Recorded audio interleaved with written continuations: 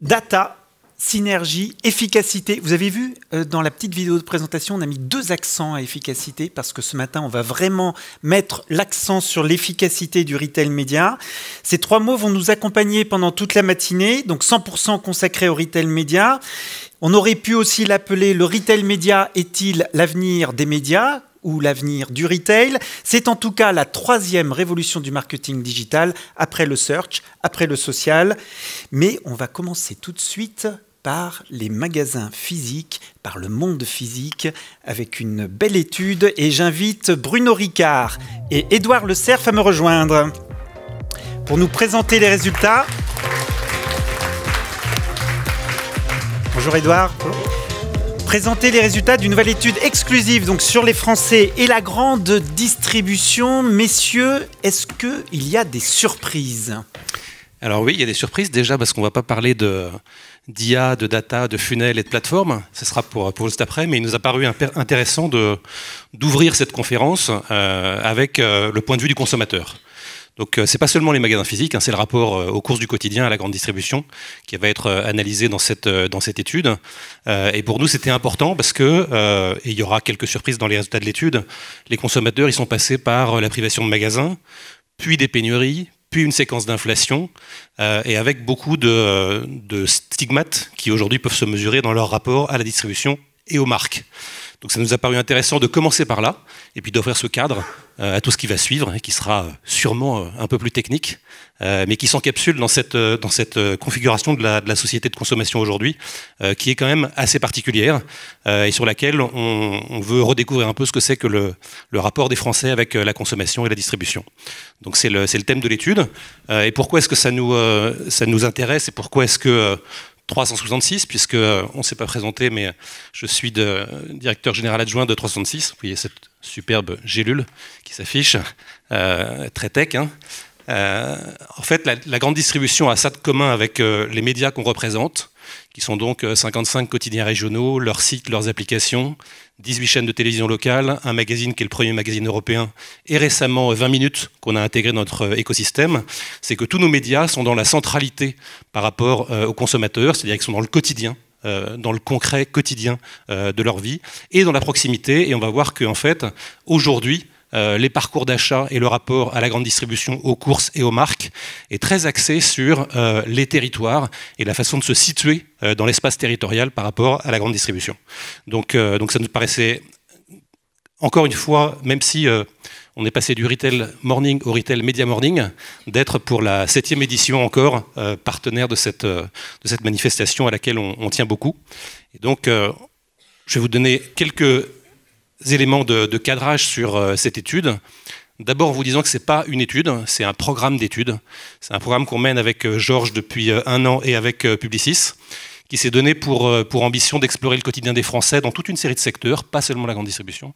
C'est la 2e édition qu'on va vous présenter ici, dont on va vous présenter quelques insights. La première était sur les mobilités l'année dernière. Cette étude, cette vague cette année est sur le rapport des Français à la grande distribution, et elle sera disponible dans sa version complète le 22 octobre. Et donc c'est quelques résultats qu'on va vous donner en avant-première avec Édouard Le Cerf.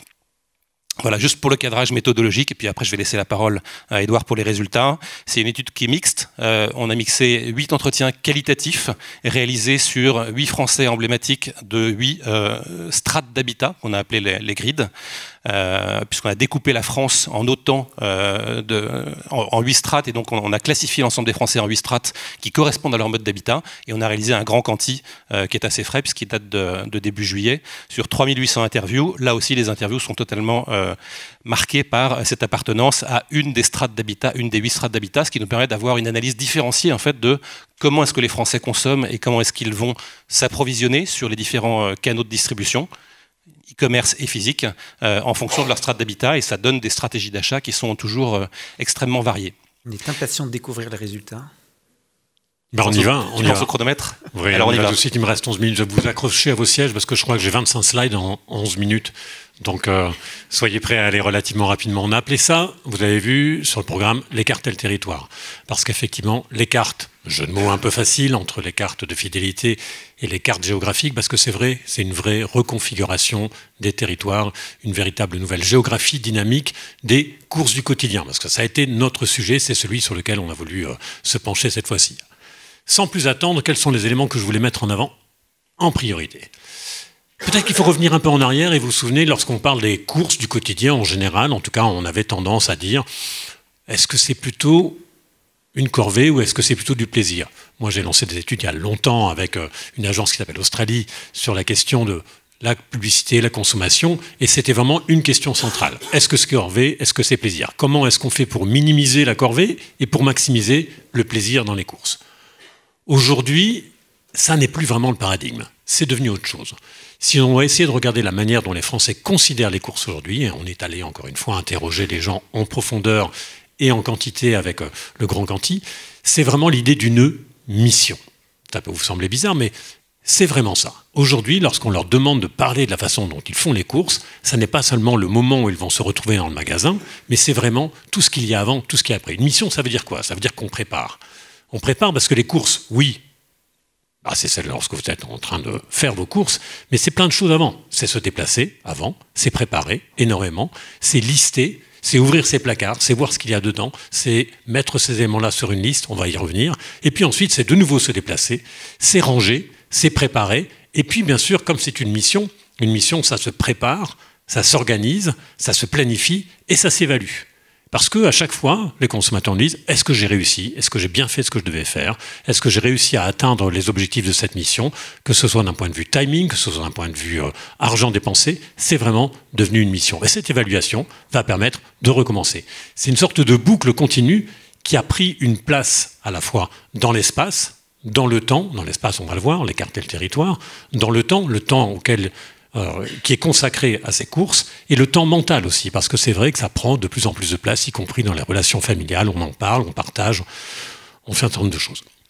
La programmation de cette mission, elle commence très tôt, et vous voyez, premier élément, premier résultat, 77%, près de 8 Français sur 10 qu'on a interrogés, de responsables des achats, nous disent « je programme mes courses, je programme à la fois le contenu et je programme la destination. » Et c'est important parce que l'un et l'autre vont être de plus en plus souvent liés. On programme les choses, on les anticipe, on les organise. C'est encore plus vrai naturellement lorsque vous êtes un peu éloigné des centres à forte densité commerciale. Et là, effectivement, la variation selon les différentes strates de population, qu'elles soient en hypercentre ou qu'elles soient en milieu rural, va amener à une préparation encore plus importante. Mais en moyenne, 77%, ça avait beaucoup de monde. On prépare, on fait quoi? On liste. La liste de courses est aujourd'hui devenue quelque chose qui est absolument incontournable. Elle l'a souvent été, elle a toujours été. Mais aujourd'hui, l'intérêt de la liste, c'est devenu quelque chose de beaucoup plus préparé. Et plutôt qu'une wish list, c'est vraiment devenu une checklist. C'est-à-dire qu'on fait sa liste de courses, on la prépare, on l'organise, on l'anticipe, on regarde ses placards, on vide ses placards. Et puis aussi, encore une fois, dans cette idée d'une mission, on va à la fois regarder ce qu'on a dans ses placards et à la fois voir la place que l'on va pouvoir avoir pour stocker les choses. Parce que vous le savez, aujourd'hui, il y a de plus en plus de possibilités ou d'envie des Français de pouvoir, lorsqu'ils vont dans un magasin, de choisir des choses, de les stocker, d'en prendre, pour pouvoir anticiper des moments où ce serait un peu plus compliqué, voire un peu plus cher. Cette liste, lorsque vous posez la question aux Français, vous leur demandez « est-ce que vous changez la liste ?» Ils nous disent « non, je ne la change pas ». Alors on peut se poser la question « mais pourquoi vous en faites une ?» En fait, ils nous disent en premier temps « ils ne la changent pas », mais quand vous creusez un peu, ils vous disent « en fait, oui, il y a des éléments qui vont pousser à changer cette liste », toujours dans cette organisation, cette checklist en amont du moment où on va réellement faire les courses. 63% disent modifier en fonction des promotions. On arrive là sur un premier élément qui va bouger un peu la cartographie de la manière dont les courses vont s'organiser. Je regarde ma liste, je choisis les produits et d'une certaine manière, je vais la faire évoluer. Alors bien sûr, il y a aussi les produits de saison qui sont un élément, mais c'est vrai que les éléments liés à la promotion sont un élément extrêmement fort. Dans la mission, c'est un des éléments qu'on va prendre en compte pour pouvoir modifier cette liste de courses éventuellement. Et puis, il y a un autre élément qui va modifier les choses, une fois qu'on aura choisi les produits, qu'on n'aura pas fait énormément varier la liste de l'alimentaire, du non-alimentaire, etc., eh bien on va, pour 65%, pour les 2/3, donc, comparer les prix des magasins. Et là, c'est vraiment un paradigme nouveau, c'est-à-dire qu'auparavant, on pouvait se dire qu'on avait un magasin dans lequel on allait se dire qu'on allait trouver tous les produits au bon prix, toute la diversité. Eh bien, effectivement, aujourd'hui, ça change beaucoup parce qu'on va d'abord aller sur le produit. On va se dire, j'ai besoin de ça, et je vais aller comparer avec tous les outils qui sont aujourd'hui disponibles, que ce soit dans l'instantané ou dans la préparation, effectivement, me dire comment est-ce que je choisis d'aller chercher tel ou tel produit. Les gens nous le disent très clairement. Ils ont en quelque sorte éclaté la manière dont ils le font. C'est-à-dire qu'ils nous disent, tiens, ce produit-là, je vais le chercher à tel endroit. Ils modifient leur parcours de course en fonction de la promotion, et la liste va servir un petit peu aussi de roadmap, en quelque sorte, de la manière dont ils vont organiser ces courses et cette mission des courses. Ils choisissent les magasins en fonction des promotions du moment, ça c'est très clair, et les promotions, j'en parlais aussi, c'est quelque chose qui est très important. Alors, le graphique que vous avez là sur votre n'est pas exactement celui qui correspond à 68%, mais ça vous dit qu'il y a 90% des Français, et qu'ils soient, encore une fois, à l'aise financièrement ou en contrainte financière, aujourd'hui, tout le monde fait attention à ses promotions. Tout le monde fait varier la manière dont il organise ses courses en fonction de ses promotions. C'est un point très important et relativement invariant selon le niveau d'aisance financière. Et bien sûr, cela varie aussi un petit peu. Et là, vous avez un élément, les chiffres sont un peu petits, mais qui bouge aussi un peu en fonction de là où vous habitez, que vous habitiez en centre-ville ou que vous habitiez à la campagne, ou en tout cas en milieu rural, avec une distance plus importante avec les lieux de commerce. Ça peut faire varier les choses, mais encore une fois, c'est extrêmement présent. On revient sur cette idée de carte, parce que là, c'est l'autre élément. Les promotions et les cartes de fidélité, c'est en quelque sorte les nouveaux GPS de la manière de faire ses courses aujourd'hui. 70% privilégient les magasins pour lesquels ils possèdent une carte de fidélité. C'est devenu un point central aussi, un point qui va faire varier. On le voit bien, quand je parlais de mission, il y a toute une série d'éléments que l'on va intégrer dans la manière dont on va organiser cette mission, et les promotions et les cartes de fidélité sont des éléments qui sont extrêmement importants, qui impactent fort. Et c'est vrai, si vous vous souvenez, lorsqu'on parlait des courses, lorsqu'on regardait les courses, on se disait auparavant, les courses c'était ça. Je suis chez moi, je vois l'endroit où je vais aller faire mes courses, l'endroit, je le dis volontairement au singulier, et aujourd'hui on est sur quelque chose qui est naturellement beaucoup plus compliqué.